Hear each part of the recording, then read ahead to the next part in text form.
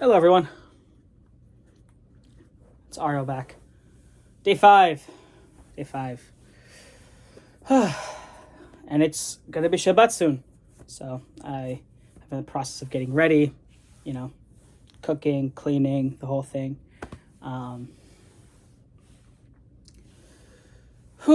Day 5.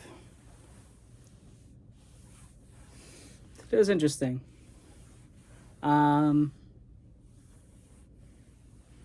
Last night, I had a hard time falling asleep again. But this time I got back into a practice that I've not really done in a long time. So I started meditating. I started meditating on a pasuk in Tehillim.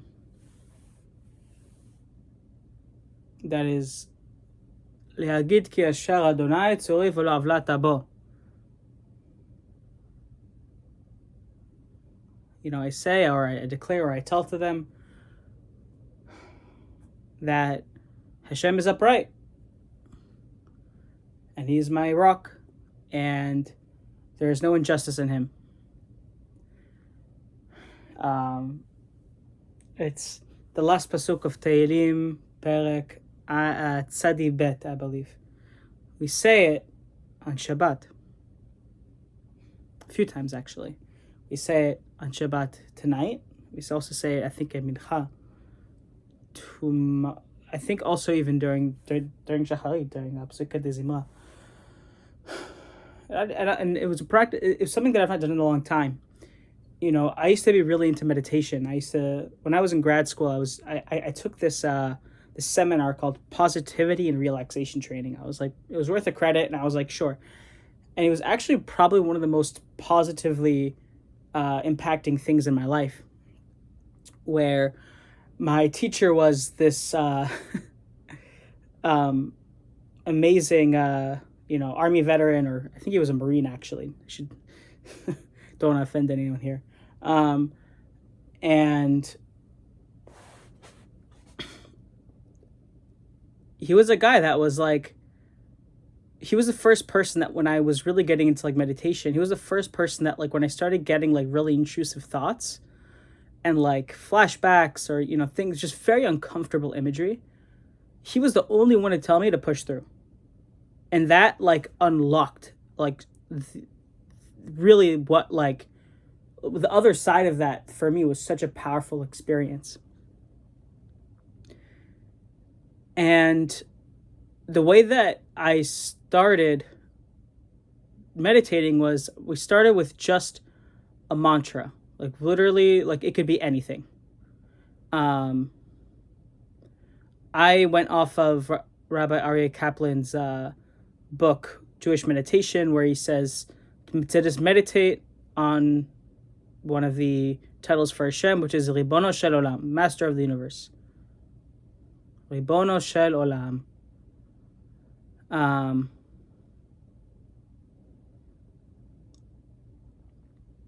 And then turning that from a meditation to a pre-meditation, meaning that I would then move to what's called a body scan. I would scan my body from head to toe and just like experience the sensation or consciousness or as it appears in consciousness as I go through from head to toe.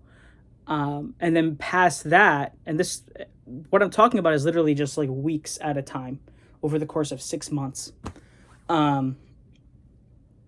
So like slow progression towards these different deeper stages of meditation.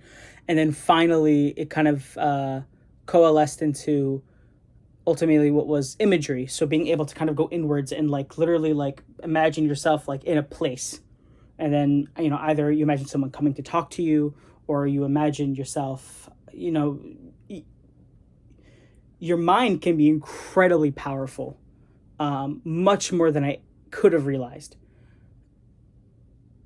Because I always thought that, my brain is just my brain. It just thinks. It thinks thoughts and, emotions come up and things like that.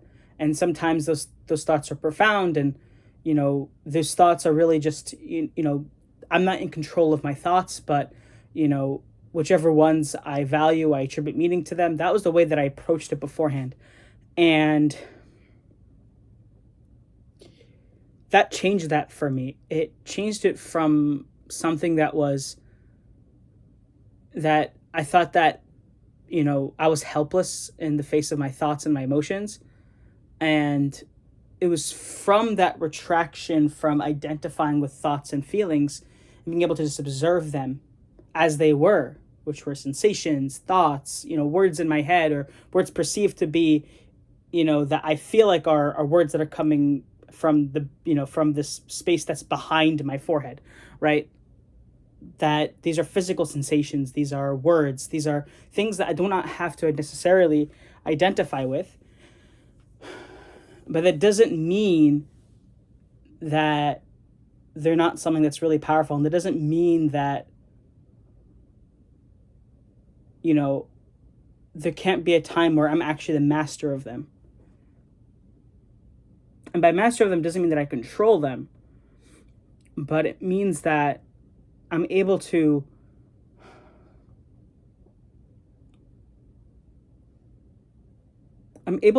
the best way to put it is like, through this imagery state of meditation, I'm able to almost create like the box or the parameters that they are allowed to be in. And that's what I mean. I didn't get to that level last night, but it I went to that thing that I said that I was going to go to last video. And there was someone that was like, he read a very interesting Zohar that day, that morning. And he's, there was a rabbi that would meditate on one pasuk for an hour. And I was like, maybe I'm going to try that. I'm having trouble falling asleep. I don't have modes of stimulation that I used to have. So now I have to come up with new things. And I was like, why not? And at first it was kind of like boring. I'm not going to lie. I was just like going, like, it was cool. Like going through like the mental, like the literal meaning of each word and like what it means. And then I started going into like me trying to calculate, trying to go through like the Rashi Tevot, like the first letters of each word, see if it spells anything. Then going through the different gematriot of different words and see if that equals anything that I can think of. It's a lot of almost like mental math. And it didn't really feel like I was going anywhere. But then there was something that struck me, which was the word tsuri in that pasuk. We say it all the time, tsuri, right? Tsuri v'goali, etc., right? Hashem is my rock. Okay, great. And there's a bunch of deep meanings about that. But in this pasuk in particular, it was fascinating to me that it was sandwiched between that Hashem is upright, right? Li'agid ki yashar Hashem tsuri velo avlata bo. Right? Where does the tsuri fit in there? And it's almost seeming like it's like this like bridge between, God is upright and there's no injustice in him. Right? Because philosophically speaking, I mean, you could, not philosophically speaking, I would say definitionally speaking and logically speaking, those things are synonymous with one another, right?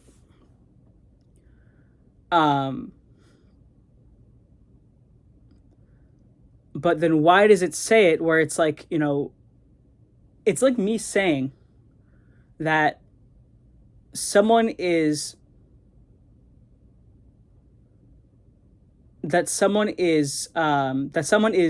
physically fit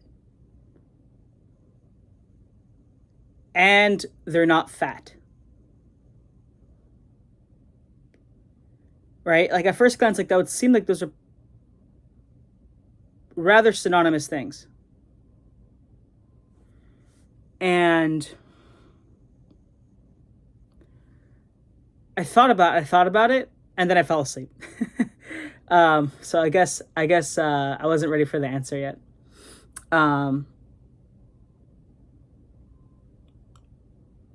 So that was a practice. What's interesting about this journey so far is that it hasn't been a lot of new discovery. It's been a lot of rediscovery. It's been a lot of like reflection and looking back at myself at a time where like you know, I could look back and I can say, yes, like YouTube, manga, anime, these forms of external stimulations, they ruled my life for so long. But it wouldn't be intellectually honest for me to just say that that's all it was. That's all my life was. No, there was a lot of good there too. And what's fascinating is that when I'm able to extricate the what's called like the pesolet, like the waste, the thing that's not good, that then gives me the ability to extract the good that was before.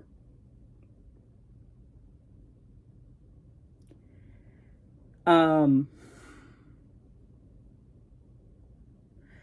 that's a fascinating. That's a really interesting experience.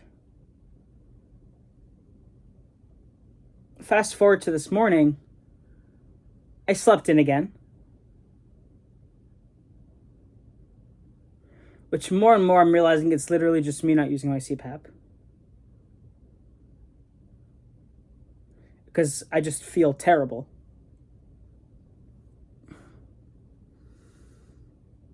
And then I eventually got up. I got up at around like 11. You know, I was just kind of tossing and turning in bed, not really doing anything. Then I got up at 11, showered, got dressed. And then I was like, you know what? I'm going to get some, Shabbos shirts out to dry so I have them for Shabbat that I had in the wash. And then I went straight to the library to print out. I've been really enjoying the my project of gathering like kind of like more in-depth versions of the Chokri Israel, which basically is the same text, but this time I'm just adding more commentaries to it. With everything except for Zohar and Mishnah.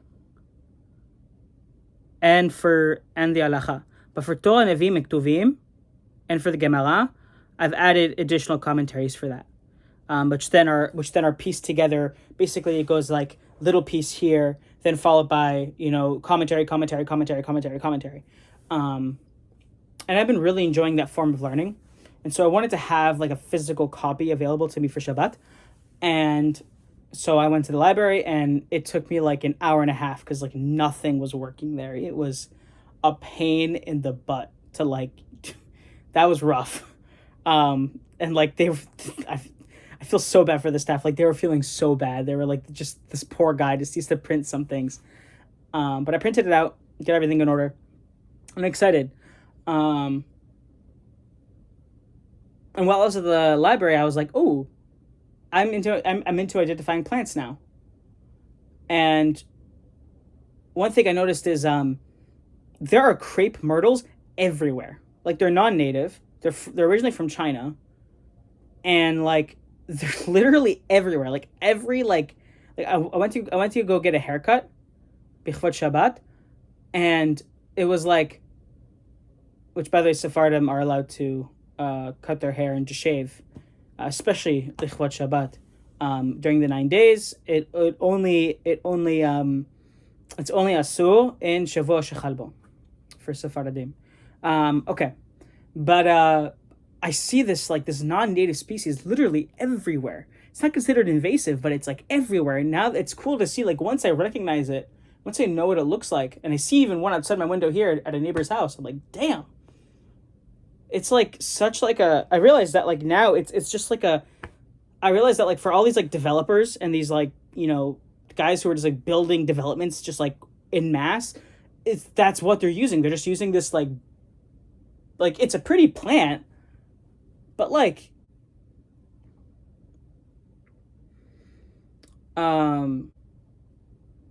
why would they do that? Because I then identified another plant by the library near me, and it's a southern pine, and those trees are gorgeous, like beautiful trees. That like the bark is like this like alligator skin like bark, and like the branches just like twist and turn in such like unnatural, seemingly unnatural but like beautiful unique ways. And the leaves are evergreen, and it's almost like the shape of the leaf and like the way it looks. It almost reminds me of like an olive leaf. Um, Beautiful, like, that's native. That's beautiful. It's just like, dude, like, do we really have to like plant non-native species everywhere? I mean, even if it's not invasive, fine, but like, I don't know, it's rough. Um, it's a little bit of my ramblings, but yeah. Um, I have some food going, cooking for Shabbat, and I'm curious to see how Shabbat's going to feel. Of like, this is like the first week that like I've like basically haven't had like that external stimulation even throughout the week. But Shabbat is different because I'm not using my phone. I'm not using any electricity. I'm not doing any form of melacha. So it's an even like deeper level, and it feels like it's a, I mean, Shabbat is a very holy day, and so I'm curious that like if you know it helped me to become very that ringing. I don't know if you guys hear it in the back because my potatoes needed to be flipped. So I have to wrap this up soon. And yeah, I kind of lost my train of thought, which is learning to be comfortable with and deal with.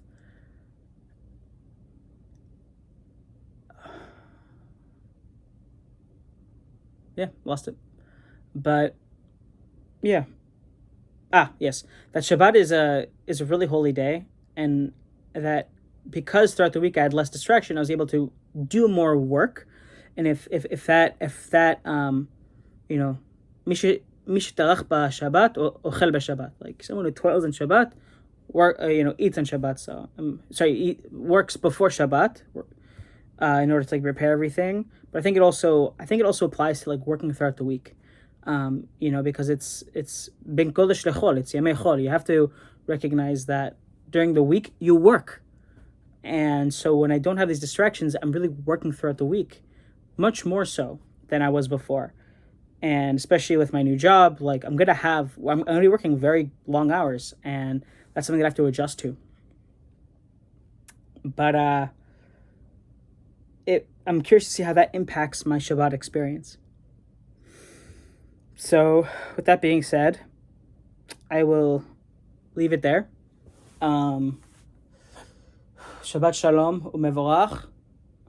Have a wonderful and blessed Shabbat. For those of you that keep the Shabbat, and have a great weekend.